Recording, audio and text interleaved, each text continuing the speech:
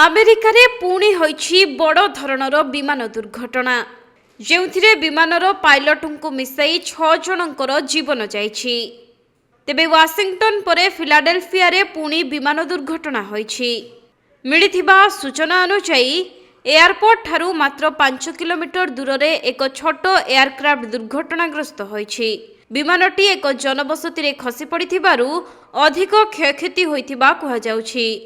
ସେପଟେ ବିମାନ ଖସି ପଡ଼ିଥିବା ସ୍ଥାନରେ ବଡ଼ ଧରଣର ବିସ୍ଫୋରଣ ହେବାରୁ ଅନେକ ଅଗ୍ନିଶମ ଗାଡ଼ି ସେଠାରେ ପହଞ୍ଚି ନିଆଁ ଲିଭାଇବା କାର୍ଯ୍ୟରେ ନିୟୋଜିତ ହୋଇଛନ୍ତି ଏବଂ ସ୍ଥାନୀୟ ଲୋକଙ୍କୁ ସେହି ଅଞ୍ଚଳକୁ ନ ଯିବା ପାଇଁ ପରାମର୍ଶ ଦିଆଯାଇଛି।